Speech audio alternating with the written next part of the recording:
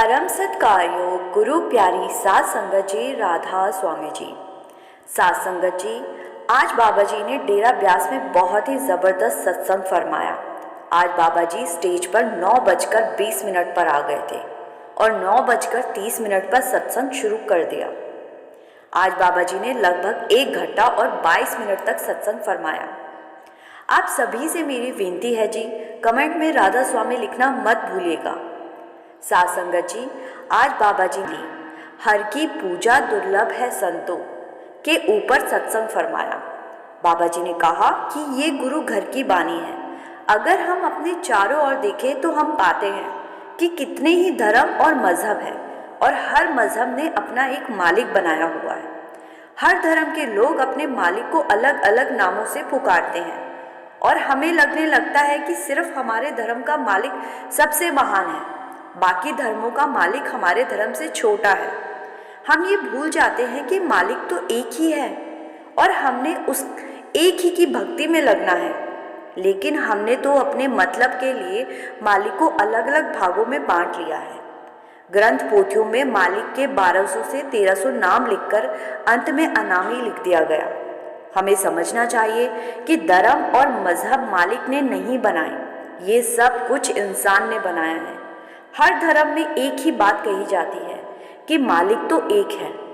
आगे बाबा जी ने फरमाया कि जब संत महात्मा दुनिया में आते हैं और हमारे दरमियान आकर हमें सिखाते हैं तो संत महात्मा हमें बांटने नहीं आए। संतों महात्माओं ने तो मालिक की हस्ती कायम करने के लिए मालिक के अलग अलग नाम रख दिए थे और हमने मालिक को ही अलग अलग समझ लिया। आगे बाबा जी ने फरमाया कि हमारी सोच का दायरा बहुत छोटा है, इसलिए हम मालिक की हस्ती को छोटा समझ लेते हैं। मालिक को अलग अलग नामों से बुलाने से हमारा मालिक से रिश्ता नहीं बदल जाता। जैसे माँ अपने बच्चे को अलग अलग नामों से बुलाती है तो इससे माँ का बच्चे से रिश्ता नहीं बदल जाता। आगे बाबा जी ने शरीर का उदाहरण देते हुए समझाया कि ये जो शरीर हमें मिला है ये तो माया रूपी है। और माया किसको बोलते हैं? बाबा जी ने कहा, आए जाए सो माया। जो कुछ भी हम इन आंखों से देखते हैं ये सब कुछ माया स्वरूप है। हमें शरीर की भक्ति में नहीं लगना, शरीर की हद तो शमशान तक ही है।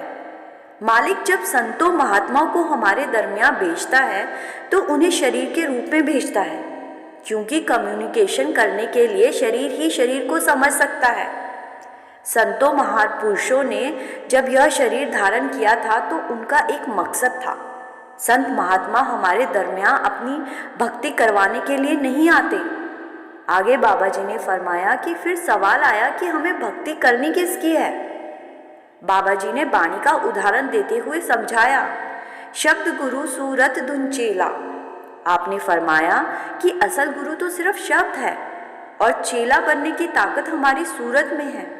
यह शरीर ना तो गुरु बन सकता है और ना ही चेला बन सकता है। आगे बाबा जी ने फरमाया कि हमें तो अपना बर्तन साफ सुथरा रखना है और मालिक के भाने में रहकर भजन सिमरन करना है। मालिक अपने आप बर्तन को भर देगा। आगे आपने रूहानियत के बारे में फरमाया कि रूहानियत को समझा नहीं जा सकता, रूहानियत को तो सिर्फ महसूस किया जा सकता है। एक बच्चा जब ABC सीखता है और वो दूसरों को भी ABC सिखाने लगता है, वही हाल हमारा है। हम सत्संग पर जाते हैं और हमें थोड़ा सा ज्ञान हो जाए तो हम दूसरों को सिखाना शुरू कर देते हैं। अपने आप को हम बदलते नहीं हैं और हमें लगने लगता है कि हमने तो सब सीख लिया, अब और सीखने की ज़रूरत ही नहीं। आगे बाबा जी ने फरमाया कि अभी तो बहुत बड़ा सफ़र हमने तय करना है। आगे आप जी ने फरमाया कि संत महात्मा हमें रास्ता दिखाने के लिए आते हैं। हम सोच लेते हैं कि हमने बहुत पुण्य दान किए हैं तो हमारे कर्म कट जाएंगे। बाबा जी ने कहा कि पुण्य दान करना अच्छी बात है, अच्छे कर्म करेंगे, पुण्य दान करेंगे तो अच्छा जन्म मिल जाएगा, लेकिन इससे हमें मुक्ति कहाँ मिली? आगे बाबा जी ने उदाहरण देते हुए फरमाया, पुण्य दान जब तब चेते सब ऊपर नाम। आपने कहा कि मुक्ति तो नाम के साथ जुड़कर ही मिल सकेगी। आगे बाबा जी ने फरमाया कि सवाल आया कि नाम क्या है। बाबा जी ने कहा कि नाम शब्द के रूप में हमारे सबके अंदर है।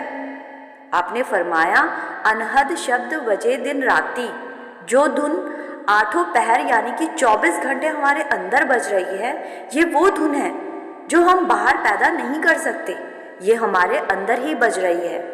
जब हम उस धुन के साथ जुड़ेंगे तब हम मालिक को पा सकेंगे। लेकिन धुन के साथ कैसे जुड़ना है, इसका रास्ता संत महात्मा हमारे दरमियान आकर हमें सिखाते हैं।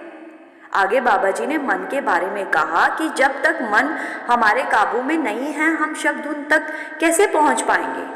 आगे बाबा जी ने ऋषि मुनियों का उदाहरण देते हुए समझाया कि पुराने जमाने में ऋषि मुनि आए तो उन्होंने मन को काबू करने के लिए जंगलों पहाड़ों को सही बताया और वो दुनिया से अलग वहाँ चले गए। तो आगे बाबा जी ने फरमाया, क्या ऐसा करने से मन काबू में आ गया? जब मन दुनिया में वापस आया और दुनियावी चीज़ों को देखकर ऐसा दौड़ा कि फिर हमारे काबू में नहीं आया, और जो हमने इतनी तपस्या की थी वो सब कुछ हमने गंवा दिया।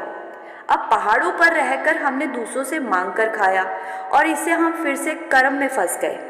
आगे आप जी ने फरमाया कि कर्म कांड ना तो भोगी बन के ख़त्म होते हैं, ना ही त्यागी बन के ख़त्म होते हैं। तो इसके लिए क्या करना होगा?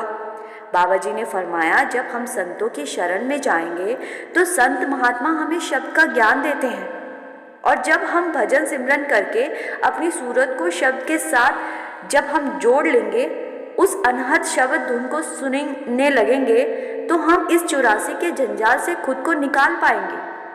बाबा जी ने फरमाया कि हमें कहीं दूर जाकर मालिक को नहीं ढूंढना, हमें अपने घर रहकर भजन सिमरन करके मालिक को अपने अंदर ढूंढना है। आगे आखिर में बाबा जी ने वाणी में से फरमाया, जिन अंतर शब्द आप पहचाने गत मित तिन्ही पाई, मतलब जिन्होंने मालिक की पहचान अपने अंदर से की है, सिर्फ वही इस 84 के जंजाल से पार हो पाए हैं। साथ संगत जी, आशा करती हूँ बाबा जी की बात संगत को समझ ज़रूर आई होगी। कमेंट में राधा स्वामी लिखना मत भूलिएगा। प्यारी साथ संगत जी, जैसा कि पहले ही संगत को बता दिया गया था कि मार्च के पहले हफ्ते को छोड़कर बाकी तीनों हफ्ते के सभी सत्संग और सवाल जवाब डेरे में ही किए जाएंगे, और अगला सत्संग 31 मार्च को होगा। इच्छुक संगत जाकर बाबा जी के दर्शन कर सकती है, और जो नहीं जा पाएंगे उनके लिए हम कार्यक्रम के अपडेट यहाँ ज़रूर अपलोड कर देंगे। गुरु प्यारी साथ संगत जी, राधा स्वामी जी।